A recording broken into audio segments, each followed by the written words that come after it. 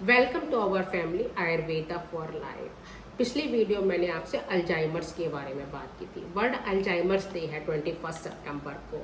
तो आज मैं अल्जाइमर्स के बारे में आपसे डिटेल्ड इन्फॉर्मेशन दूंगी। ये एक न्यूरो डिजेनरेटिव डिसीज है और ये ब्रेन की नर्व सेल्स के डैमेज होने से होती है, या उसमें एक्चुअली ब्रेन सेल्स जो है वो श्रिंक होने लगती हैं और ब्रेन हमारा जो है सिकुड़ने लगता है। तो इसमें जो है इसका मेन सिम्टम्स होते हैं कि हमको याददाश्त की कमी होने लगती है, हमें डिमेंशिया होने लगता है, और हमारे को कई बार ऐसा भी होता है कि डेली रूटीन वर्क करने में हमें दिक्कत होने लगती है और हम नहीं कर पाते हैं, हम हर चीज़ को भूलने लगते हैं, छोटी छोटी बातों को भूलने लगते हैं। धीरे धीरे दिमाग जो है वो बिल्कुल पूरी तरीके से काम करना बंद कर देता है और कुछ भी याद नहीं रहता है। तो ये बहुत सीवियर प्रॉब्लम होने लगती है। नॉर्मली जो है वो डिमेंशिया की प्रॉब्लम 65 ईयर्स के आसपास होती है, लेकिन कई बार जो है वो 40 से 50 साल की एज में शुरू हो जाती है, तो ये बहुत ज़्यादा प्रॉब्लमेटिक होती है। और इस अर्ली ऑनसेट ऑफ इसे कहते हैं अल्जाइमर्स डिसीज।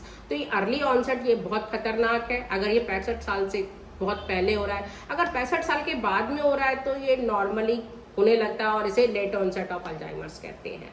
तो ये अर्ली ऑनसेट ऑफ अल्जाइमर्स ये ग्रेजुअली धीरे धीरे सीवियर रूप ले लेता है। तो पहले तो हम लोग जो है थोड़ी सी अगर डिमेंशिया होता है, थोड़ा सा भूलने की आदत होती है, शुरू होती है, हम उसे नज़रअंदाज कर देते हैं, ध्यान नहीं देते, और ये फिर बाद में जब सीवियर रूप ले लेता है तो फिर इसका इलाज होना बहुत मुश्किल हो जाता है।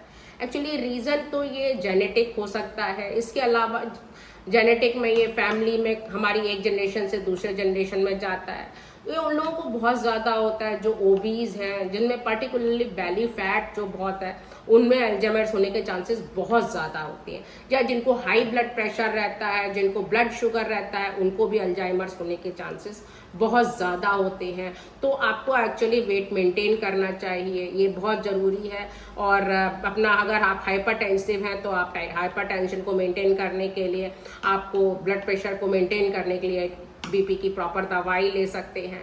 इसके लिए अगर आप हेल्दी डाइट लेना आपके लिए बहुत ज़रूरी है, और इसमें जिसमें आपको वेजिटेबल्स और फ्रूट्स लेना बहुत ज़्यादा ज़रूरी है। फिश, होल ग्रेन्स या colourful vegetables, leafy vegetables, green leafy vegetables आप अपने डाइट में ज़रूर लें।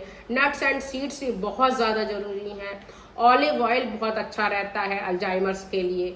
और फिजिकल एक्टिविटी आप जरूर करें। कार्डियक जो है वो आप जैसे कि आप ट्रेडमिल पे करें या इस टाइप की एक्सरसाइज अगर आप करेंगे तो आपके लिए बहुत अच्छा रहता है। ब्रेन फंक्शनिंग में बहुत अच्छा रहता है कि ब्रेन आपका टीजिंग का काम करें, आप इस टाइप का, जैसे सुडोको आप कर सकते हैं, वो बहुत आपके लिए जरूरी है। फिजिकल एक्टिविटी में आप वॉक, जॉगिंग, साइकिलिंग, एरोबिक्स ये आप जरूर करें, आपके लिए बहुत अच्छा रहेगा। इससे एक्चुअली खून का दौरान पूरी तरीके से ऊपर तक आपके ब्रेन तक जाता है। ब्लड प्रेशर को मेंटेन रखने के लिए आपको बहुत ज़रूरी है।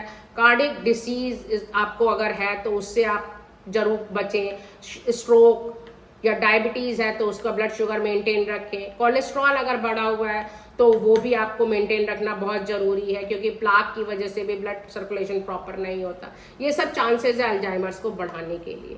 डिमेंशिया की प्रॉब्लम शुरू होने से पहले ही आप अगर कुछ आयुर्वेदिक दवाइयाँ ले सकते हैं, क्योंकि आप किसी आयुर्वेदिक डॉक्टर से कंसल्ट कर सकते हो। उसमें बहुत सारी ऐसी मेडिसिन आती हैं या बहुत सारी ऐसी हर्बल औषधियाँ हैं जो आपके डिमेंशिया की प्रॉब्लम को वहीं पर ही ठीक कर सकती हैं, या आपको अगर ठीक भी नहीं कर पाएंगी तो आपको उसी लेवल पर आपको बना देंगी, तो आप उससे आप चल सकते हैं। तो आपको और इसमें पंचकर्म का भी बहुत अच्छा रोल है, जिसमें पर्टिकुलरली शिरोधारा बहुत अच्छा रोल प्ले करती है। तो आपको इस समय समझना चाहिए, जब आपको अर्ली ऑनसेट ऑफ डिमेंशिया हो रहा है तभी आपको समझना बहुत जरूरी है कि आप इसको करें, आप उसको उस टाइम नज़रअंदाज ना करें और किसी आयुर्वेदिक डॉक्टर से कंसल्ट करें। अगर आपको मेरी वीडियो पसंद आई है तो प्लीज़ लाइक और शेयर करें। अगर आप और कुछ जानना चाहते हैं अल्जाइमर्स के बारे में तो मुझे कमेंट बॉक्स में लिख सकते हैं। Thank you.